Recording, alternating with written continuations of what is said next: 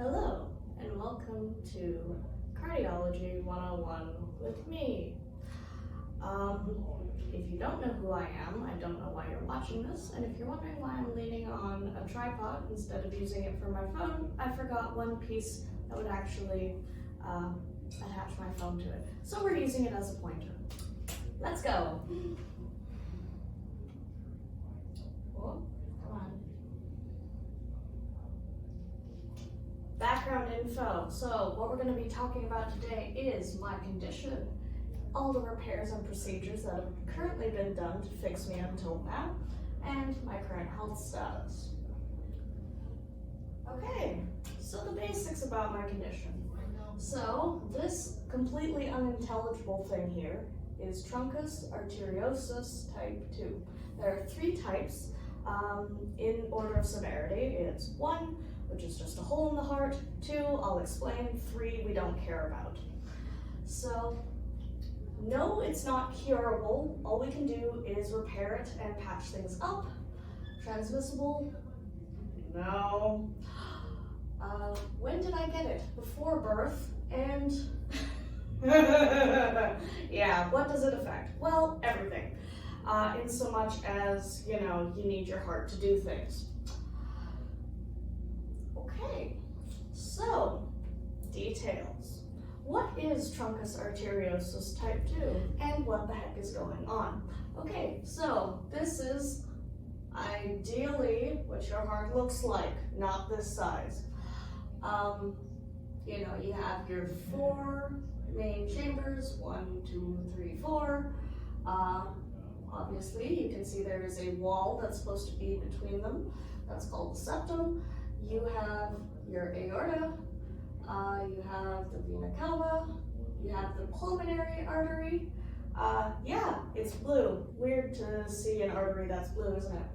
But the ones we care about are the ventricles here, the bottom 2 chambers of the heart, okay? And we care about the pulmonary artery and the aorta, okay? Because that's what's gone funky. So the issue with me is the fact that the right ventricle and the left one, they've got a gap there. And this is what the condition is named after. It is the truncus.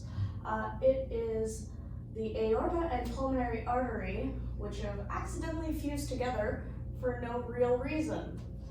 So that's a problem. Yeah, and for interest's sake, if you take a look at what my heart actually happened, or what happened to my heart, if you take a look, that is my heart, and that's a frog heart. A little too similar for my liking. Yeah, so, all right. Oh shit, my heart is like a frog's. Now what do? Well, we fix it. So, this is the repair that was done to my heart. I've had this done twice. My first operation was at 11 weeks old. My last operation was 2 days after my 9th birthday. Rude. Shout out to Dr. Zohair Halis and Dr. Andrew Campbell, who's still working at BC Children's Hospital, for fixing me up. Thank you, thank you. So what's happened and what they've done is they've put in a new artery to replace the one that just did not exist, and they've patched this up. So now instead of mixed blood that's deoxygenated and oxygenated flowing out to my body, it's just the oxygenated stuff flowing where it's supposed to go and the deoxygenated stuff going where it's supposed to go. Great. And you've probably heard this before. If you didn't, moo moo, I'm a cow. Because the valve that they put in is actually a bovine valve. So, this is how I am. In detail, symptoms I currently experience are sudden sharp chest pains. These are different than heart attack, like crushing chest pains. These are Basically, I've got certain areas on my chest where I'll get sudden, really sharp chest pains, like somebody's just taken a knife, stabbed me, the best thing. And the funny thing is that they don't think these are cardiac symptoms, but they crop up in almost everyone who's had a surgery for their heart. So they think it's maybe like scar tissue acting up, or the nerves just being weird because they've been cut open when you're so young. Just the thing. Next, nearly fainting a lot.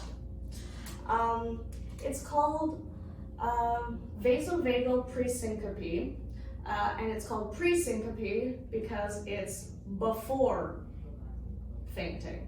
So basically what happens is if I get up too quick from a chair, or if at random, sometimes I'll just feel like fainting and just the blood pressure just plummets.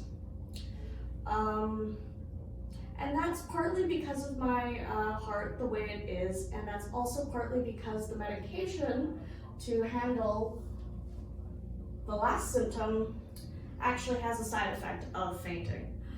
So that doesn't help. Getting tired faster than most people. For reasons that will be pretty obvious, my heart doesn't exactly work quite as well as the regular person's. So I do get tired a little faster than you. I don't know if you've noticed. Anyways, random bouts of arrhythmia that occasionally hurt. So what I get is every few weeks I'll have maybe 2 to 3 days where my heart will pound out of my chest. It'll go way too fast, way weird with just thump, thump, nothing. So it's all over the place. It doesn't know what it's doing. It just basically has a few seconds where it freaks out. And then I'll have a few days where that just keeps happening. And then I'll have a break until the next time, I guess. And as you can imagine, sometimes if your organs start acting up, it hurts a little bit. So sometimes I get this accompanied with sharp chest pain. That's not necessarily like from the post-surgery stuff. It's just a deep discomfort, deep pain, and that's just because the heart muscle is just like a little too hard. Anyways, that's my fun life. But this is me after they fixed it, right? So what the hell? Okay, well, the reason I'm talking to you today is because even after the repairs, even with these symptoms, there's more. So what you can classify things as is the stuff in the previous slide is the stuff that you'll notice, like me being symptomatic, and this is the stuff that's going on internally. So, calcification, I'm sure you've heard about it, like in other people, generally older people, like how they'll get those like fatty layers or those calcification, and on the inside of their blood vessels, it'll just like start layering up and shrinking, and then you eventually get a heart attack and need a bypass, right? Okay, so the cow valve and the artery that I've got in at the moment are calcifying, and that is actually accelerated because I had it in when I was younger. So the body's just going, what the hell is this? We gotta cover this up. So that leads to narrowing of the artery. Another thing that leads to is the valve just not working properly because, you know, if you put something, okay, imagine the valve is a door. You can't close the door all the way if you've got something blocking it, right? So if you've got this calcification, it's on the valve, it's preventing it from closing all the way. A lot of blood is going backwards. It's not doing what it's supposed to, so it's leaking a lot. What this leads to is a ridiculously loud heart murmur. So if you really wanted, you could look up what that sounds like. Basically, it's the sound of liquid going the wrong way in a pipe, but the pipe is my arteries. So ultimately what this leads to is a slow decline of valve function, and because so much blood is going the wrong way and staying in the chamber when it's supposed to go that way, is eventually the right side of my heart, the bottom chamber, ends up slowly stretching and stretching and stretching and getting bigger. And the problem with that is obviously you don't want your heart ballooning, and it weakens the muscles a bit. The muscles don't have as much room. It just weakens the walls. Yeah, as you can imagine, a few problems with that. So, how bad is everything? Now this, my dear sweet students, is what hasn't actually been quantified until now. As you can tell with my wonderful, wonderful diagram, on a scale of mild, moderate to severe, the narrowing and calcification that's going on is actually moderate. So we're kind of okay. The problem is the fact that my valve is leaking severely. So the chance of the right side of my heart ballooning is actually a lot more than we anticipated. So that's fun.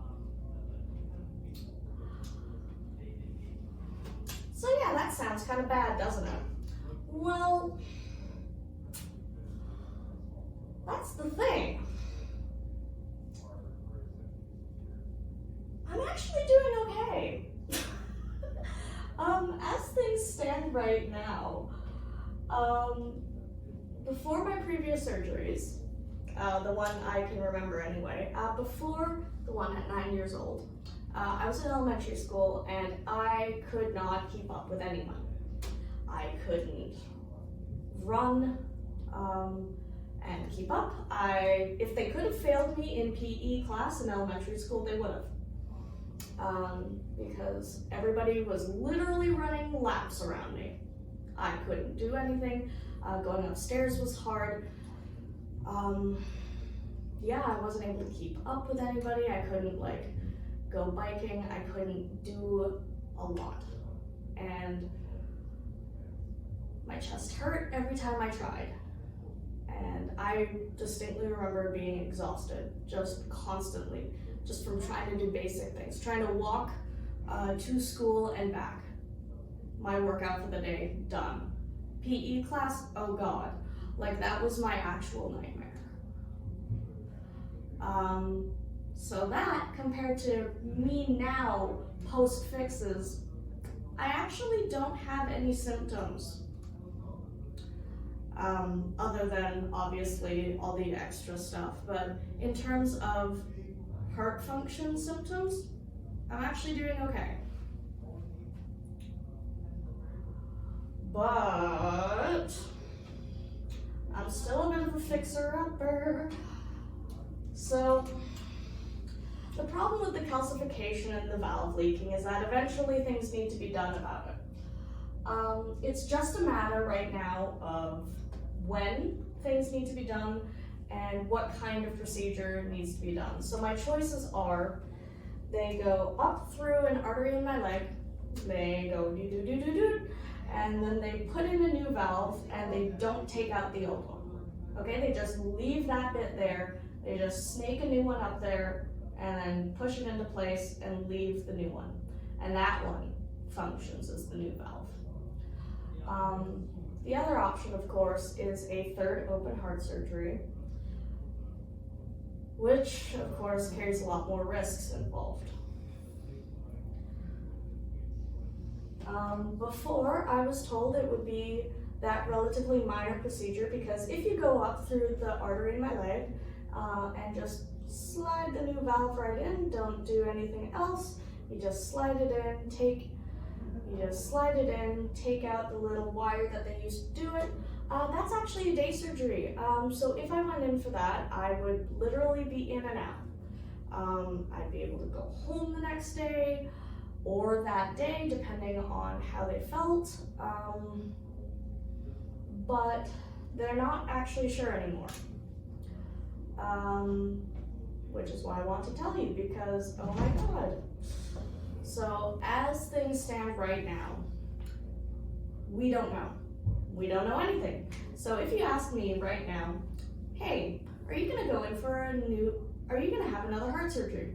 I can honestly tell you, yeah, maybe, because that's all we know. All we know is that something will happen, but we don't know whether it's now, and we don't know what. Basically, worst case scenario, at the end of the 2 weeks it'll take for the MRI to come back is I have to go in for heart surgery basically as soon as possible. Best case scenario is nothing needs to be done right now. That's about as positive as I can put it. This is the thing I want to emphasize. Me being asymptomatic and still being able to function, like I'm able to still go running, I'm still able to do whatever I want. Great, awesome, I love that. Please keep that. It's great, but it doesn't guarantee anything. The reason it doesn't guarantee anything is because that ballooning of the right side of my heart that could happen, that doesn't actually have many external symptoms. That could happen independently of me feeling bad.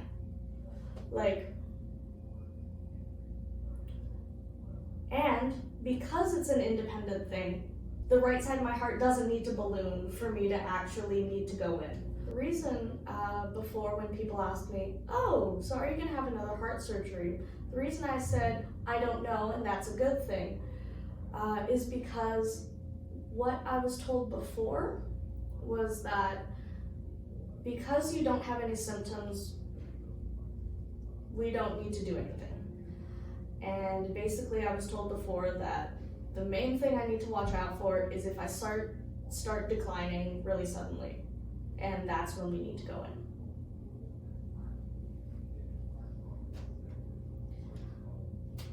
But the good news, which is why I'm calling this relatively neutral, is that once something's done, whether it's the big open heart surgery or if it's the relatively minor going in through my leg, it's probably gonna be my last one. Yay! I cannot wait to be done with this crap. Oh my god. So, check back with me in 2 weeks, because MRI results take 7 to 10 business days. Hey you, yeah you that just watched this. Thank you so much for watching that. If you still have any questions about my condition or what's going on with me, please feel free to ask it in the comments. Of course, I want to do this in an open forum so I don't have to answer questions over and over and over again, which is why I did this in the first place. All right, so thank you. Bye.